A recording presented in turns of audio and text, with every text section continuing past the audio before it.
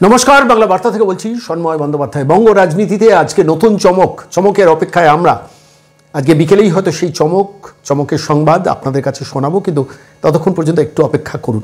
ঠিক এই পরিস্থিতিতে দাঁড়িয়ে সুপ্রিম কোর্টে একদম নির্বাচন কমিশন, জাতীয় নির্বাচন কমিশন এবং chief electoral office Paschimbanga completely free hand পেল। রাজ্য সরকার, রাজ্যের নবান্ন, কালীঘাট ভেবেছিল যে 9 তারিখ সুপ্রিম কোর্টে এই পশ্চিমবঙ্গের এসআইআর নিয়ে কিছু একটা হেস্তনেস্ত হবে, কিছু একটা ফেভারেবল রায় হবে। রাজ্যের মুখ্যমন্ত্রী মমতা বন্দ্যোপাধ্যায় প্লেনে চেপে, হেলিকপ্টারে চড়ে কোচবিহারে গিয়ে কাগজ ছিঁড়ে যে নাটক করলেন, ঠিক সেই সময় supreme court justice Suryakant, justice Joymalya বাগচির বেঞ্চ কমপ্লিটলি ফ্রি হ্যান্ড দিল চিফ ইলেকটোরাল অফিস পশ্চিমবঙ্গকে। পশ্চিমবঙ্গ সংক্রান্ত শুনানি ছিল, সেই শুনানির টেক্সটে জাতীয় নির্বাচন কমিশনকে বলল যে পশ্চিমবঙ্গ কি ব্যতিক্রম নাকি? 12টা রাজ্যে এসআইআর হচ্ছে, কোনো রকম অসুবিধা হলে আমাদের জানান, আপনারা যে কোনো ব্যবস্থা নিতে পারেন, কোনো রকম বেনিয়ম বিশৃঙ্খলা হলে আমাদের জানাবেন। এই পরিস্থিতিতে দাঁড়িয়ে কি কেন্দ্রীয় বাহিনী আসবে অন্তত শুনানি পর্বে, সেই প্রশ্ন থাকলো। কিন্তু জাতীয় নির্বাচন কমিশনকে কমপ্লিটলি ফ্রি হ্যান্ড দিলেন এবং মহান বিচারপতিরা যা উল্লেখ করলেন তার মানেটা দাঁড়ায় যে পশ্চিমবঙ্গ কি ব্যতিক্রম, যা করার করুন, ব্যবস্থা নিন। এবং কোনো রকম যদি নন কমপ্লায়েন্স সরকারি পশ্চিমবঙ্গ রাজ্য সরকারের তরফ থেকে যদি কোনো রকম অসহযোগিতা পান, সেটাও আমাদের জানাবেন, আমরা তো আছি। অর্থাৎ ultimately special intensive revision Paschimbanga চ্যাপ্টারে মমতা বন্দ্যোপাধ্যায়ের স্বাদ আর পূরণ হইল না।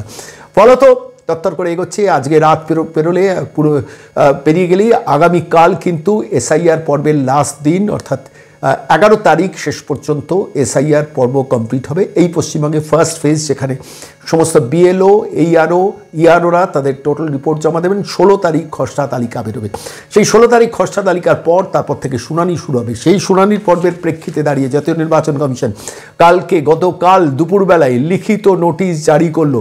কেউ যদি কোনো ভুয়ো নথি দেন, বার্থ সার্টিফিকেট হতে পারে, আধার কার্ড হতে পারে, বিবাহ কিংবা মৃত্যু শংসাপত্র হতে পারে, আদালতের নথি হতে পারে, সরকারি অফিসের নথি হতে পারে, কোনো সরকারি কর্মচারী প্রদত্ত শংসাপত্র হতে পারে, পাওয়ার অফ অ্যাটর্নির মতো গুরুত্বপূর্ণ নথি যদি কোনো ভুয়ো দেওয়া হয়, কিংবা কাউকে বাবা মা সাজানো নথি যদি জমা করা হয় এবং সেটা যদি ধরা পড়ে, 337 ধারা অনুযায়ী জাতীয় নির্বাচন কমিশনের চিফ ইলেকটোরাল অফিস একদম পরিষ্কারভাবে ঘোষণা করে দিলেন, 337 ধারা অনুযায়ী ভুয়ো নথি নির্বাচন কমিশনের দপ্তরে যদি জমা হয়ে থাকে তাহলে তার ভিত্তিতে কিন্তু 7 বছর, 1 বছর নয়, 2 বছর নয়, 3 বছর নয়, 4 বছর নয়, 5 বছর নয়, 6 বছর নয়, 7 বছর, মানে প্রায় 84 মাসের জেল যিনি ভুয়ো নথি জমা দিচ্ছেন এবং বিএলও যদি সেটা আপলোড করে থাকেন।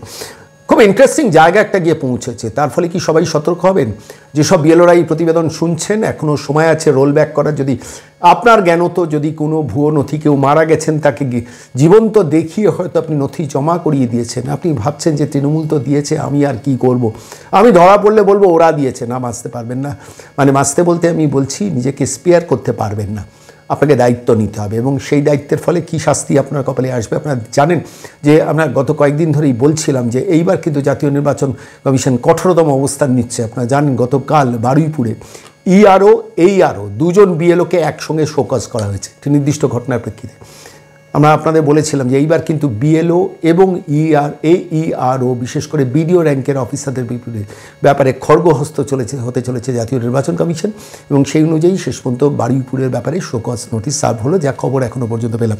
এই অবস্থায়, এই পরিস্থিতিতে দাঁড়িয়ে জাতীয় নির্বাচন কমিশন কী অবস্থান নিচ্ছে, আমি খুব টুকরো কতগুলো তথ্য, দেখুন আমি প্রচুর নথি জোগাড় করেছি, আমি নথির ভিত্তিতে কথা বলছি, কিন্তু নথিগুলো দেখাচ্ছি না কারণ এটা আফটার অল সরকারি নথি।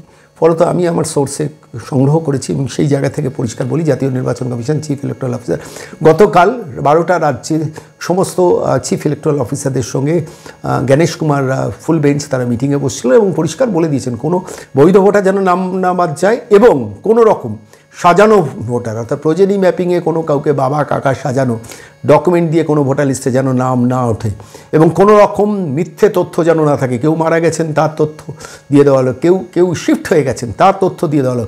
আপনারা সতর্ক নজর রাখুন এবং যদি কোনো রকম অবস্থা দেখেন যে জোর করে ঢোকানোর চেষ্টা হচ্ছে, সঙ্গে সঙ্গে কঠোরতম অবস্থান নিন এবং সেইখান থেকে দাঁড়িয়ে 337 ধারা উল্লেখ করে চিফ ইলেকটোরাল অফিসের তরফ থেকে ভারতীয় ন্যায় সংহিতা বিএনএসএ 337 ধারাকে উল্লেখ করে বলে দেওয়া হলো, কোনো ব্যক্তি যদি ভোটার কার্ড, আধার কার্ড, জন্ম, বিবাহ, মৃত্যু শংসাপত্র, আদালতের নথি, সরকারি অফিসের নথি, কোনো সরকারি কর্মচারী প্রদত্ত শংসাপত্র, পাওয়ার অফ অ্যাটর্নির মতো গুরুত্বপূর্ণ নথি জাল করেন তাহলে সর্বোচ্চ 7 বছরে জেল হবে। ভুয়ো নথি দিয়ে অন্য কাউকে বাবা মা সাজিয়ে ভোটার কার্ড বানাচ্ছেন কেউ, এবং সেক্ষেত্রে দাঁড়িয়ে ইতিমধ্যে নির্বাচন কমিশন এআই প্রযুক্তি ব্যবহার করেছেন, অনেক প্রযুক্তি, যে প্রযুক্তিগুলো নিয়ে এই মুহূর্তে নির্বাচন কমিশন প্রকাশ্যে পুরো বিষয়টা আনছেন না। এটা তো গেলে একটা দিক। দ্বিতীয় দিক যেটা, সেটা খুব ইন্টারেস্টিং। গত পরশু দিনই ইতিমধ্যে সমস্ত ইআরওরা নোটিফিকেশন জারি করেছেন, এই ইআরও অর্থাৎ বিডিও পদমর্যাদার অফিসারদের উদ্দেশ্যে সমস্ত এই ইআরওদের এই নোটিফিকেশন জারি করেছেন, যে নোটিফিকেশনে দুটো মুচলেখা দিতে হচ্ছে। অনেকে জানেন না তথ্যটা, আমি তথ্যগুলো নিয়ে একটু ঘাঁটছিলাম, দেখলাম যে একজন বিএলওকে একটা মুচলেখা দিতে হচ্ছে, একজন বিএলও সুপারভাইজারকে একটা মুচলেখা দিতে হচ্ছে। ধরুন 10 জন বিএলও কি 12 জন বিএলওর মাথায় একজন বিএলও সুপারভাইজার রয়েছে। এবার এই যে 10 জন বিএলও বা 12 জন বিএলও যারা নিচের গ্রাউন্ড লেভেলে কাজ করেছে, তাঁরা একটা মুচলেখা দিচ্ছেন এবং সেই মুচলেখাকে ভেরিফাই করেছেন কিনা বিএলও সুপারভাইজারকে একটা মুচলেখা দিতে হচ্ছে। আমি মুচলেখার কয়েকটা তথ্য আপনাদের কাছে পড়ে শোনাচ্ছি। এটা 8 তারিখ বিভিন্ন ইলেকট্রাল রেজিস্ট্রেশনের অফিসারের পক্ষ থেকে সমস্ত এইআরও বিডিও পদমর্যাদার অফিসারদের লিখিতভাবে নির্বাচন কমিশনের তরফ থেকে দিয়ে দেওয়া হয়েছে এবং সেটাতে ইআরও যেটা লিখছেন, in addition to the above enclose please find here with 2 types of format: certificate of compliance, one to be submitted by BLO to the supervisor and another to be submitted by the supervisor AERO। অর্থাৎ একজন BLO সুপারভাইজারকে দেবেন আর একজন supervisor AERO assistant electoral registration অফিসারকে দেবেন। কী দেবেন? আমি সেটাতে দেখছিলাম যে প্রত্যেক এসডিও পদমর্যাদার অফিসাররা এক একটা বিধানসভা ক্ষেত্রে তিনি হচ্ছেন ইলেকট্রাল রেজিস্ট্রেশন অফিসার। তিনি এটা জাতীয় নির্বাচন কমিশনের নোটিশ পেয়ে এই বিজ্ঞপ্তিটা দিয়েছে। আমি প্রথমে আপনাদের শোনাই, একজন বিএলও অর্থাৎ আপনি যদি বুথ লেভেল অফিসার হন, আপনার দায়িত্ব কী? দেখুন, অনেকে হয়তো বলবেন যে আমি তো এত বিষয়তে জানি না, অমুক তৃণমূলের নেতা করে দিয়েছেন, আমি করে দিয়েছি। নির্বাচন কমিশন সেই অজুহাত কিন্তু শুনবে না। একজন বিএলওকে যে স্বীকারোক্তিটা দিতে হচ্ছে, অর্থাৎ মুচলেখা দিতে হচ্ছে, বাংলা কথায় মুচলেখা বলছি, কমপ্লায়েন্স রিপোর্টটা দিতে হচ্ছে, সেখানে কতগুলো পয়েন্টকে উল্লেখ করে দেওয়া হয়েছে। প্রথম পয়েন্টে বলা হয়েছে কারেক্টনেস অফ দ্য ফটোগ্রাফস। যে ছবিটা বসানো হচ্ছে, অর্থাৎ একজনের ছবি, একজনের ফর্ম, আরেকজন সেখানে নামটা ঢুকিয়ে নিজের ছবিটা দিয়ে অন্য নামে তার নামটা তুলছে। কারেকশন অফ দ্য ফটোগ্রাফস, অর্থাৎ ফটোগ্রাফ কিন্তু কারেক্টনেস, অর্থাৎ ফটোগ্রাফটা ঠিক আছে কিনা দেখার। দ্বিতীয় হচ্ছে কারেক্টনেস অফ ম্যাপিংস, অর্থাৎ ম্যাপিং যে হয়েছে, কেউ কোনো একজন ব্যক্তি 2002 নাম ছিল, সেই ম্যাপিংটা ডিরেক্ট, সেটা সেলফ ম্যাপিং। দ্বিতীয় হচ্ছে প্রোজেনি ম্যাপিং, একের সঙ্গে 3 নম্বর কলমটা, যে 3 নম্বর পরিবারের কেউ আছেন কিনা সেটা কারেক্টনেস আছে কিনা। আর নো ম্যাপিং, কোনো ম্যাপিং নেই, সেই সংক্রান্ত নথি ঠিক আছে কিনা। বিএলও বলছেন যে আমি উইথ মানে কারেক্টনেস, এইগুলোর একদম কারেক্টনেস আমি চেক করে নিয়েছি, তবে আমি আপলোড করেছি। তৃতীয় হচ্ছে সিগনেচার অফ ইলেক্টর, যে ইলেক্টর সই করেছেন সেটা ঠিক তো, কোনো বাইরে থেকে নয় তো। সেখানে মুচলেখা দিয়ে বিএলওকে বলতে হচ্ছে এটা ঠিক এবং এই আমি প্রত্যেকটা সই আমি নিজের দায়িত্বে করেছি। বারুইপুরে যে বিএলওদের ধরেছে সেইখানে কিন্তু এইসব জায়গায় গণ্ডগোল আছে। তৃতীয় যেটা হচ্ছে ভেরিফিকেশন অফ 85 ইলেক্টার্স, মানে তৃতীয় যেটা হচ্ছে marking as SDD voters as uncollectables and compliance of latest ECI instruction, অর্থাৎ আনকালেক্টেবল যে ফর্মগুলো, সেই সংক্রান্ত যে নথি, সেগুলো অ্যাবসলিউটলি ঠিক আছে। চতুর্থ হচ্ছে ভেরিফিকেশন অফ 85 ইলেক্টার্স, 85 বছরের বয়স্ক যেসব ভোটাররা আছে তাদের ব্যাপারে চেকিংটা আমি কমপ্লিটলি করেছি। That no other enumeration form of this period is lying pending for ডিজিটাইজেশনের জন্য কোনো ফর্ম পড়ে নেই।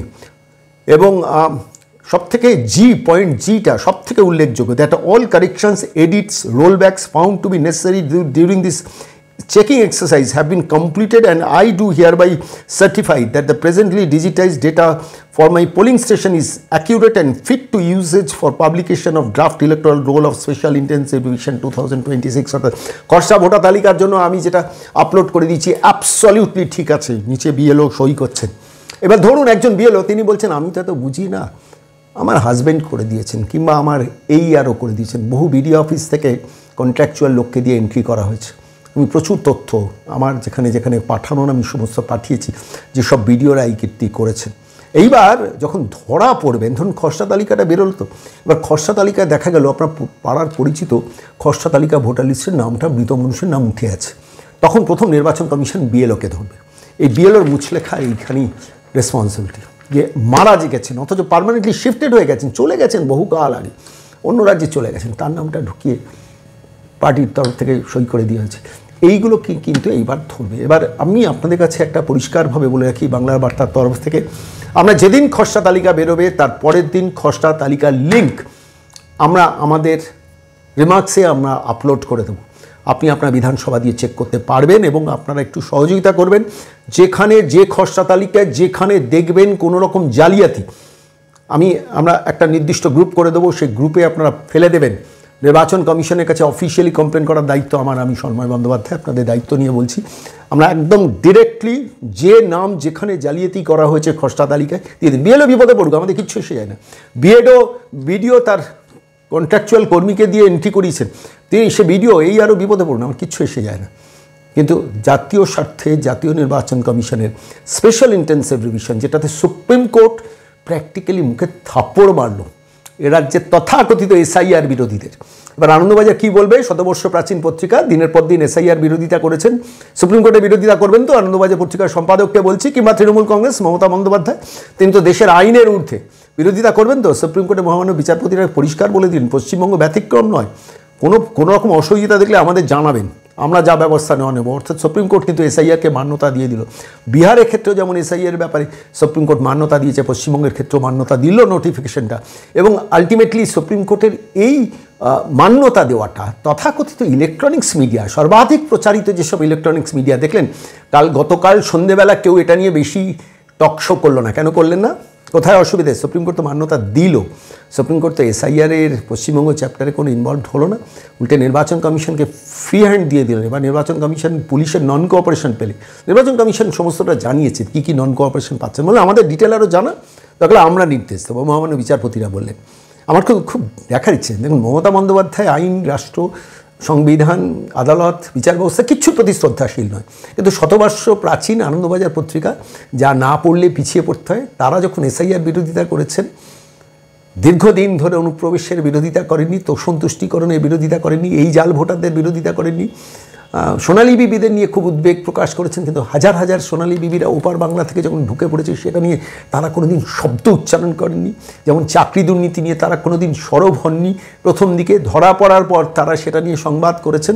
এই সংবাদ মাধ্যমের এই চতুর্থ স্তম্ভের জন্য তো আজকে বাংলার এই হতদরিদ্র অবস্থা হচ্ছে। দিনের পর দিন এখনও এসআইআর বিরোধিতা করে যাচ্ছেন। যোগেন্দ্র যাদবকে দিয়ে পোস্ট এডিট লেখাচ্ছে, সম্পাদকীয়, বড় বড় সম্পাদকীয়। কেন এসআইআর? কিসের জন্য এসআইআর? মমতা বন্দ্যোপাধ্যায়ের কণ্ঠ আর আনন্দবাজার পত্রিকার কণ্ঠ কিন্তু একরকম জায়গায় চলে গেছে। এই পরিস্থিতি দাঁড়িয়ে আমি এই প্রতিবেদন পেশ করতে গিয়ে এবার আসছি দ্বিতীয় অ্যাকাউন্টেবিলিটি। নির্বাচন কমিশন খুব ইন্টারেস্টিং একটা জায়গা করেছে। বিএলওর মাথায় দেখুন 10 জন বা 12 জন বিএলওর মাথায় কিন্তু বিএলও সুপারভাইজার আছে। সেই বিএলও সুপারভাইজারদের কাছেও আমি নথিটা আপনাদের কাছে দেখাতে পারছি না, সঙ্গত কারণেই বুঝতে পারছেন। আমি কিন্তু কমপ্লিট নথির ভিত্তিতে, আমরা ডিজিটাল মাধ্যম, আমরা কিন্তু তথ্য বিশ্লেষণ করে হাতে নথি নিয়ে তবে কথা বলি। কোনো গল্প কথা বলার জন্য কিন্তু প্রতিবেদন পেশ করি না, কেন প্রতিদিন সকাল 8টায় আপনারা অসীম ধৈর্য নিয়ে আমাদের কথা শোনেন বলে আমি বলছি, সেই দায়বদ্ধতা আমাদের আছে বলে আমি নথি নিয়ে কথা বলছি। বিএলওদের যেমন মুছলেখা দিতে হলো প্রায় ABCDEFG 1 2 3 4 5 6 7 7টা মুছলেখাতে স্বীকারোক্তি দিতে হলো। আমি বলছি এখনও আজকে রাত পেরোলে কালকে বিকেল 5টা বা সন্ধ্যে 8টা বা রাত 12টার মধ্যে টাইম শেষ হচ্ছে। যদি কোনো ভুল করে থাকেন কোনো বুথ লেভেল অফিসার, এখনও রোল ব্যাক করে দিন, সংশোধন করে দিন, নিজের চাকরিটা বাঁচানোর জন্য, নিজে যাতে জেলে যেতে না হয় তার ব্যবস্থা করার জন্য। আর দ্বিতীয় যেটা, বিএলও সুপারভাইজাররা, এই সুপারভাইজার হচ্ছেন 10 জন বা 12 জন বিএলওর মাথায় একজন সুপারভাইজার আছেন, তাঁদেরও মুছলেখা দিতে হয়েছে। তাঁদেরও ABCDEFG 7টা 1 2 3 4 5 6 7টা মুছলেখা দিতে হয়েছে। লাস্ট প্যারাটায় অন্যান্যগুলো সবই মিল আছে। 7 নম্বর প্যারায় লিখছেন বিএলও সুপারভাইজাররা, all parts showing high levels of self and progeny mapping have been personally checked by me and found satisfactory. অর্থাৎ ম্যাপিং এবং সেলফ ম্যাপিং এবং প্রোজেনি ম্যাপিং, বংশগত পরিচয়, আমি নিজে চেক করেছি কম্পিউটারে, ঠিক বলে দেখেছি। কে বলছেন? BLO supervisor. যদি চাকরি না খোয়াতে চান, জেলের মধ্যে না যেতে চান, যদি এখনও ভুল ধরা পড়ে, আগামীকাল 11 তারিখ সন্ধ্যের মধ্যে সেগুলোকে এখনও বিএলও সুপারভাইজাররা কারেকশন করে দিন। কেন আপনার সই করা এই মুছলেখার লাস্ট প্যারাগ্রাফে একটু পড়ে শোনাচ্ছি বিএলও সুপারভাইজারদের।